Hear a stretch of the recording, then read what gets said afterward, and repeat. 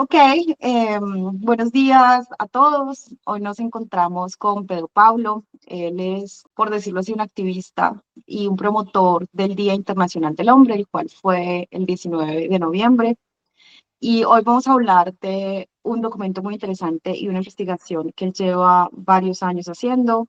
Y la idea es empezar a identificar cómo muchas veces cuando forzamos la igualdad por un lado, también podemos crear discriminaciones por el otro lado. Entonces, estamos como en un punto importante, especialmente en países como Colombia, de como un punto de quiebre en el que es importante empezar a entender el tema a fondo y poder identificar las soluciones que realmente necesitamos para crear como una sociedad más equitativa.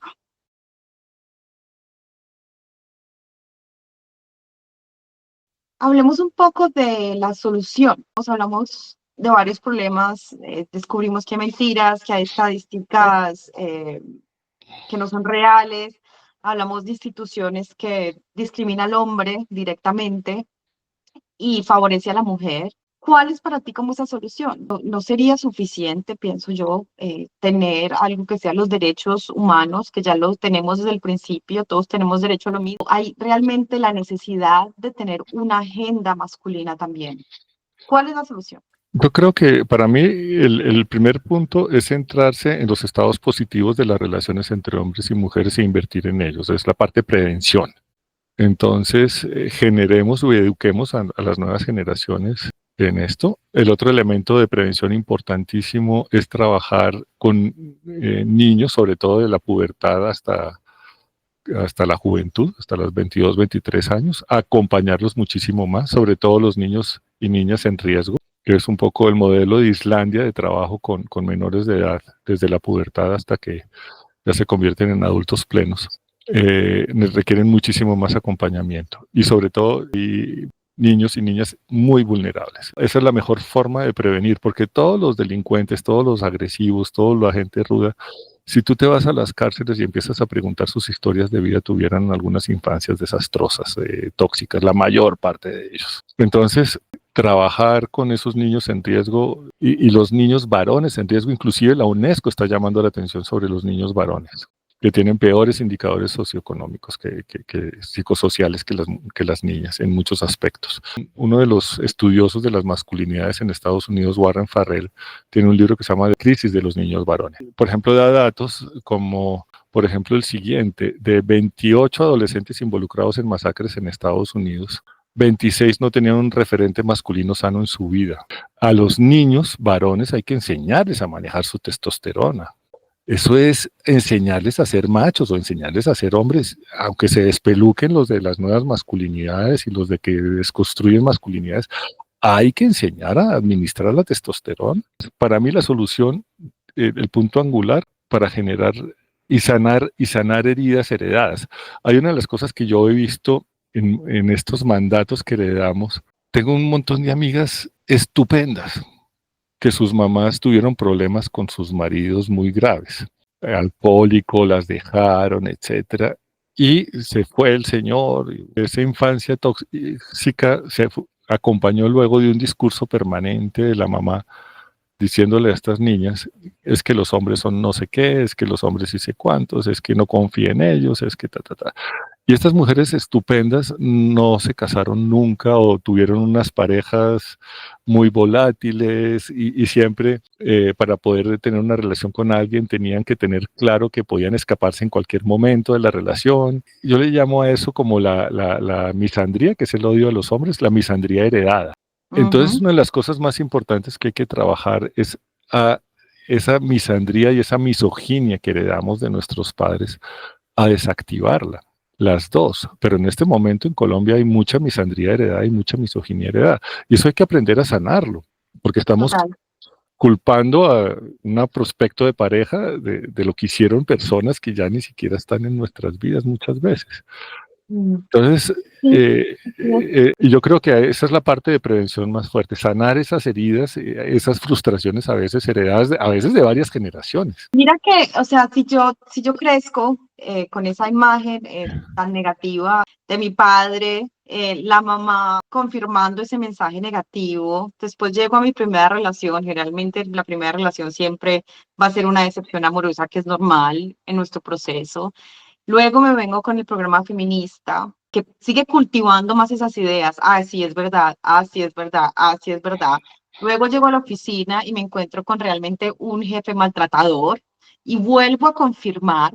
Entonces, para mí, mi mundo, todo el tiempo estoy confirmando eso. Ujú, Pero no, claro. no es cierto, es una pequeña muestra de la confirmación de mis propios sesgos en contra de los hombres. Digamos que uno se vuelve como más perceptivo a lo que está viendo en su cabeza, o sea, al discurso que tiene en su cabeza. Exactamente. Por ejemplo, cuando una mujer queda embarazada, empieza a ver mujeres embarazadas por todos lados y se da cuenta que hay un montón de tiendas de cosas para bebés, que antes pasaba de largo y ni se daba cuenta que estaban ahí. Cuando un hombre que está frustrado por una relación quiere confirmar que las mujeres son malas, pues va a encontrar el detallito. Cuando una mujer quiere confirmar que los hombres son unos perversos opresores heteropatriarcales y toda esa cosa, pues ya pasamos de los machismos a los micromachismos y ahora pues probablemente si seguimos ahí van a llegar a los nanomachismos. Entonces cada vez, pero la idea es encontrar el detallito que corrobore mi tesis. Pero la verdad es que cuando uno busca los datos duros, el hombre en muchos de los derechos fundamentales está peor que la mujer. En tu documento de un caso en el que Vincent, que se cambia de mujer a hombre, intenta vivir como Ah, hombre. Nora Vincent es una Ujú. periodista de los Estados Unidos, era grandotota, media metro ochenta, lesbiana, o sea, tenía una pareja mujer. Y ella dice que va a vivir como un hombre durante 2 años. Y pues hace primero todo un entrenamiento previo, se aprende a maquillar con unas microparticulitas de pelitos para que pareciera como la barba que van haciendo, aprendió a engrosar la voz, se puso un protector ahí para tapar los senos y arrancó. Y se metió en un grupo masculino de bolos, de jugadores de bolos, y empezó a trabajar y intentó coquetear y ligar a una mujer y no lo logró. Intentó conseguir novia y no lo logró. Y realmente no aguantó. A los 18 meses no, se retiró perturbada mentalmente. Y la conclusión que tiene Nora es que los hombres no estamos mejor que las mujeres. Sufrimos por cosas diferentes. Sí tenemos un orgullo que nos lleva a no decir que estamos sufriendo y tenemos de pronto menor inteligencia emocional para procesar esas cosas y por eso también muchos hombres, más hombres que mujeres, acaban manejando el estrés con adicciones como el alcohol o la droga o enganchado en internet o con comportamientos de riesgo. Y por eso hay un 85% de los habitantes de calle son varones. O sea, también ese riesgo es asumir el riesgo. Cuando las cosas funcionan, pues llegan a ser muy ricos. Pero cuando las cosas no funcionan, acaban en la calle habitando calle. Volviendo un poco a tu pregunta, ya pasando de la prevención que sería trabajar en esto, sí necesitamos para la solución primero una ciencia de género bidireccional, es decir, toca analizar los problemas que se ensañan las mujeres, los problemas que se ensañan con los hombres, pero sobre todo toca empezar a monitorear cuáles son las habilidades de una relación sana en el hogar, en el trabajo, en el colegio, y cómo desarrollar esas relaciones intergénero sanas, cómo lograr que los hombres y mujeres seamos mejores coequiperos en el trabajo o en la oficina, etcétera. Y digamos, de esa ciencia ya de género realmente bidireccional, porque la que tenemos ahora es monodireccional, ahí sí empezar a reestructurar de ahí para abajo todo. Pero en este momento tenemos una ciencia absolutamente parcializada y mentirosa, o sea, ya las entidades de género, porque todas son entidades de mujer, no hay ninguna entidad de hombre en Colombia, por ejemplo, no hay una sola dependencia que esté velando por los derechos de los hombres. Los hombres no participan en las políticas de género, no son invitados a las políticas de género. Todo es como un nicho aparte. Entonces, pues de ahí en adelante toca armar una agenda masculina de género para mirar, bueno, ¿por qué los hombres se suicidan más? Porque hay un 10% menos de niños en los colegios. ¿Por qué la expectativa de vida del hombre es 6,5 años menos que la mujer? ¿Por qué los hombres tienen la mitad de probabilidad de gozar una pensión que las mujeres, pese a que hay más hombres cotizando a pensiones? ¿Por qué? ¿Por qué? ¿Por qué? ¿Por qué? Empezar a responder también cuáles son esos temas de interés. ¿Por qué hay 11 hombres asesinados por cada mujer que muere asesinada? ¿Qué podemos hacer por ellos? y empecemos a bajar ese tipo de indicadores también. Pero sobre todo empezar también a generar los indicadores de relaciones sanas entre ambos géneros, poder medir, oiga, cuántas parejas manejan correctamente un conflicto, por ejemplo, con comunicación no violenta, tienen prácticas de comunicación no violenta. ¿Por qué no medimos eso?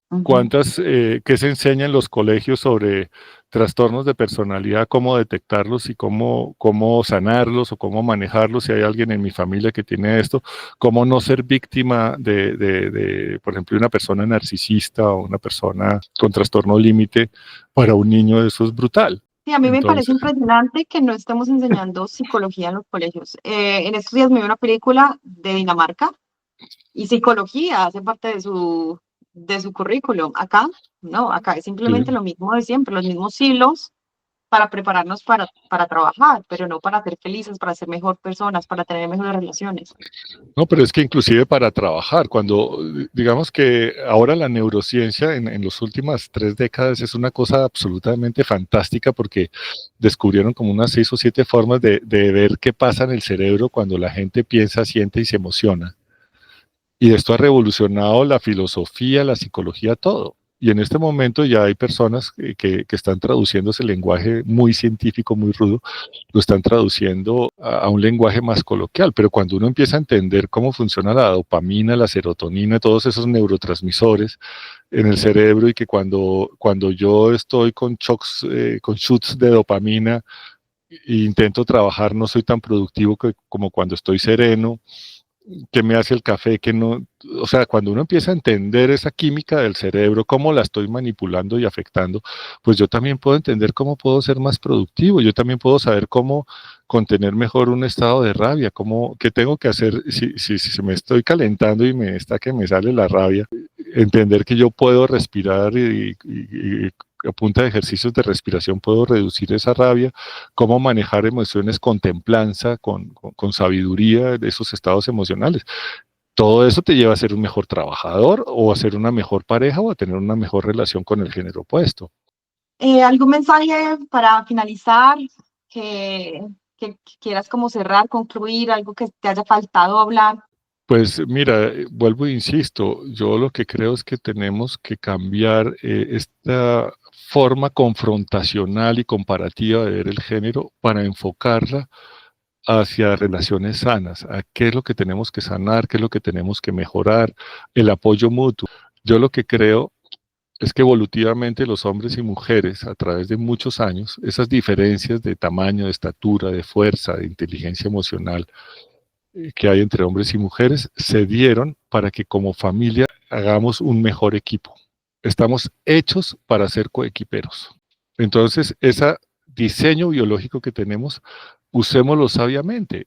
Aprendamos a ser buenos coequiperos en la casa, y de la casa pasar a ser coequiperos en el colegio, en el trabajo, en la tienda, en el autobús. Aprendamos a ser buenos coequiperos. Y eso implica hacernos esa pregunta, y eso implica sanar una cantidad de preconceptos misándricos y misóginos que tenemos, pero implica construir como cultura algo nuevo. Y es un enfoque totalmente diferente a lo que hay ahora, que es un concepto de género confrontacional, comparativo. Usted tiene esto, pero yo no lo tengo, él ya tiene esto, pero usted me hizo, yo le hago. Sí, así es. O Eso, sea, ¿a quién victimizamos más?